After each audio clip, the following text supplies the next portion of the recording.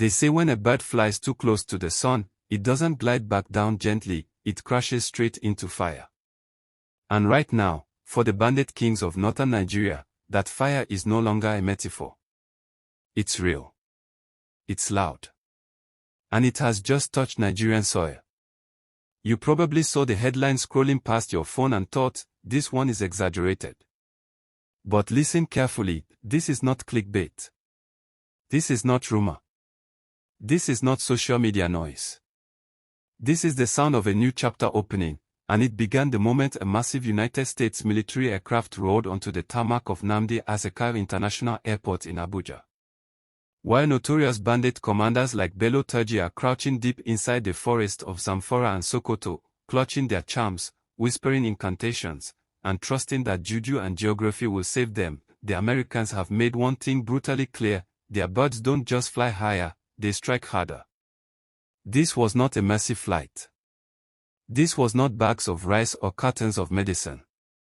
What landed in Abuja was power, raw, calibrated, military power, delivered directly from the United States Africa Command to Nigerian Armed Forces. And this morning, confirmation came straight from the source. AFRICOM itself went public, posting on its official X page that U.S. forces had successfully delivered critical military supplies to Nigeria to support ongoing security operations and strengthen the partnership between both countries. Normally, statements like that are diplomatic sleep aids.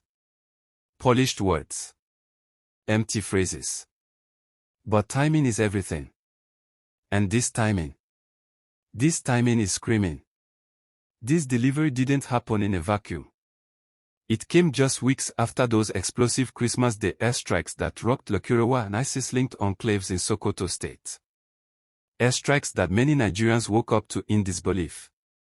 Airstrikes that sent shockwaves through bandit camps and terror cells alike.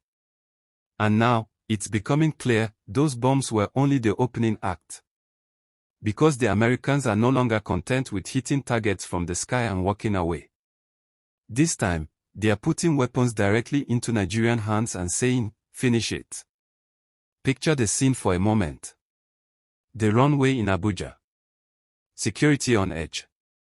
A giant military transport aircraft, possibly a C-17 Globemaster or a C-130 Hercules, slowly taxiing in.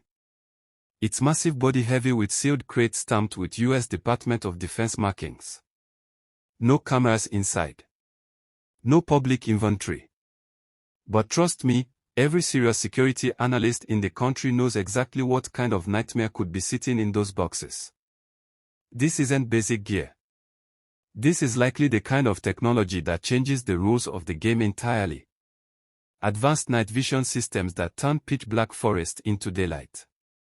Encrypted communication radios that bandits can't intercept, jam, or spy on.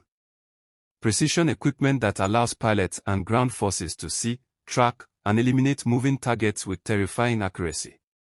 Possibly even laser designation systems designed to work hand-in-hand with Nigeria's Super Tucano aircraft. In simple terms, the forest is no longer a hiding place. For men like Bello Turji, whose entire survival depends on mobility, darkness, and human shields, this is the worst possible scenario. Those dramatic convoys of 50 motorcycles roaring through villages. That era may be ending. Because when there are eyes in the sky and claws on the ground, speed and superstition mean nothing. Now the big question, why now? Why did Washington suddenly decide to turn up the heat? To understand this, you have to understand the Trump factor. Late last year, President Donald Trump publicly designated Nigeria as a country of particular concern over religious freedom. He didn't use soft language. He didn't sugarcoat it.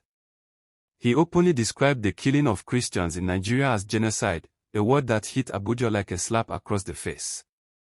And then came the warning.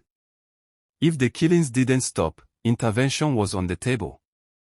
So make no mistake, this plane landing in Abuja is both an olive branch and a loaded gun. The message is simple and chilling. Here are the tools. Use them. End this crisis. Or we will. Because when the US military decides to handle things directly, history shows they don't ask permission, and they don't lose sleep over collateral damage. And that's where things get even darker for groups like Lekurawa and commanders like Turji. Intelligence reports indicate that Lekurawa, the terror faction that evolved from a so-called community defense group into a full-blown extremist organization, was the main target of the Christmas airstrikes. But in American eyes, the difference between a bandit and a terrorist is razor thin. If Lekurawa is marked in Sokoto, then Zamfara is already under surveillance. And the fear? It's real. Local sources in Aese and Sabon Bani say the mood inside bandit territory has completely changed since December. Large camps are being abandoned. Fighters are splitting into smaller units. No more mass gatherings. No more loud celebrations. Paranoia has taken over. Every sound in the sky triggers panic.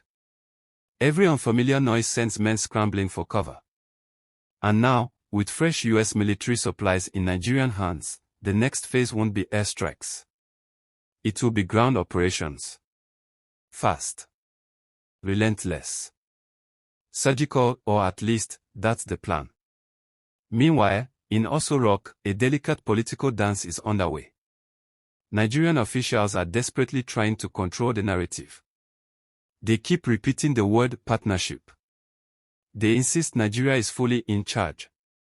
But let's be honest, when a global superpower flies military hardware into your capital because they believe you're losing control, that's not business as usual.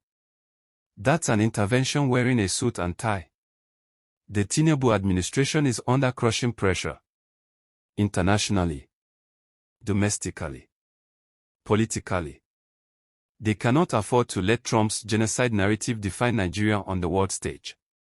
So yes, they've accepted the help, and whatever strings came with it, because failure is no longer an option. But now, let me turn the spotlight on you. Do you trust this American involvement? History teaches us that US military aid is never free. Sometimes the price is influence. Sometimes it's access. Sometimes it's long-term presence. A base.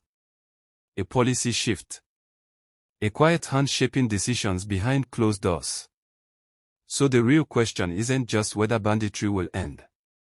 It's whether Nigeria is stepping into a larger global chess game. And there's more.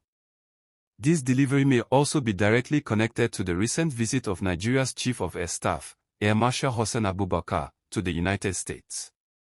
That trip wasn't ceremonial. It was strategic. Reports suggest he was pushing hard to fast-track the acquisition of AH-1Z Viper attack helicopters. And if that's true, then what landed in Abuja may be the ammunition, support systems, and intelligence infrastructure needed to unleash those machines. The H-1Z isn't just a helicopter. It's a hunter. Built to stalk insurgents, armored targets, and mobile fighters. If those aircraft are deployed in the Northwest with US intelligence backing, then men like Turji won't just be afraid, they'll be outdated. But amid all this firepower, we must talk about the innocent people. Because every time giants fight, it's the grass that suffers. Villagers in Sokoto and Zamfara are already living on the edge. Any escalation, if not handled with precision, could push bandits into communities or turn farmlands into battlefields. There are already murmurs that the Christmas strikes displace fighters into civilian zones or hit empty terrain. This next phase must be smarter, cleaner, more deliberate. Nigeria cannot afford to destroy its own villages in a desperate hunt for criminals. And one final detail should not be ignored. Silence. Normally, Bello Turji would have released a video by now, laughing, boasting, threatening. But since Christmas, nothing. No message. No proof of life. No propaganda. Is he regrouping or running? One thing is certain. The arrival of that US aircraft in Abuja marks the end of the old order. The Nigerian military now has the backing, tools, and attention of the most powerful military on earth. What remains to be seen is whether they have the discipline, precision, and political will to use it wisely. If you found this update intense, revealing, and important, don't just watch, engage. Like this video. Share it. Let the world know Nigerians are paying attention. And if you're not subscribed yet, now is the time. Because we'll be tracking these weapons, these movements, and these decisions all the way to the front lines. Stay alert. Stay informed. Stay safe. Because when the eagle lands, the hyena can no longer hide.